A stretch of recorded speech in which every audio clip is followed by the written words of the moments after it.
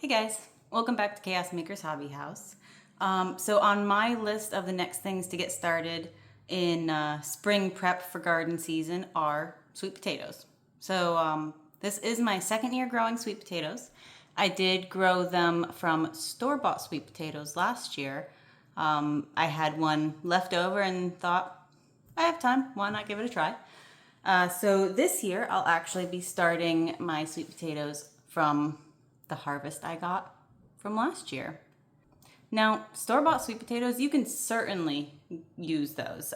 If you do go that route, I suggest that you get an organic sweet potato because those are less likely to be sprayed with sprout inhibitors that will interfere with them creating sprouts for your sweet potato slips. That's what I did last year, and it worked out fantastic. I think I only did one potato last year, and I got 5 slips off of that sweet potato, and I got 50 pounds of sweet potatoes off of 5 slips. So you don't need to go crazy. If it's your first time growing sweet potatoes, start with one. See how it goes. See if it's something you want to do in the future. That's what I did. And now I have sweet potatoes left over that I will be using for this year. And I figured I'd show you how I like to start sweet potato slips. Now, there are a couple different ways that you can start your own sweet potato slips. You can start them in soil or in water. I haven't tried the water method yet. I do like the soil method. I feel like it's easy. It's kind of set it and forget it. So that's what I will be bringing you along on today is starting sweet potatoes with the soil method. So I just saved one little sweet potato from last year. It's kind of a sad little guy. I'm only going to be doing 1 to sprout slips again this year because I have a small garden area. So 5 slips was plenty, and I mean 50 pounds of sweet potatoes is plenty as well. So starting your sweet potatoes is actually really easy. Just grab your sweet potato, a little container of soil. Make sure it's nice damp soil. You just kind of get your sweet potato wedged in there. You don't need to bury it.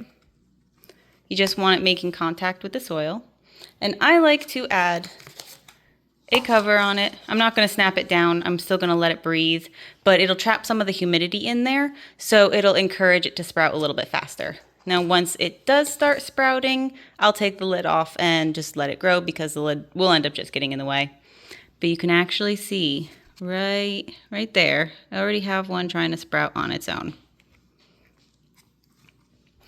And after it sprouts, you turn those into slips by snapping the little sprout off. I mean, granted, they won't be so little, they'll be, that big or so. And just placing it in water until it roots. And then when it's ready and rooted and healthy, you can just plant it out in the garden. But I'll go through that a little bit later. So for now, I'm just gonna go put my little sweet potato in a container up in a nice warm sunny spot. I'm gonna actually put it in a windowsill up in my spare bedroom where I have all my seeds germinating, and just check on it from time to time, make sure it doesn't dry out. And I'll be back when sprouts start to happen. Now it's been a couple days since I got my sweet potato ready, and you can see the end there is just starting to set roots into the soil. So this end, not the end it was cut from the plant, this end will actually put roots in the soil. The end where it was attached to the plant is where your slips are going to happen. And you can see a little one starting right there. These generally won't put off roots right away, but they will if you let them get big enough.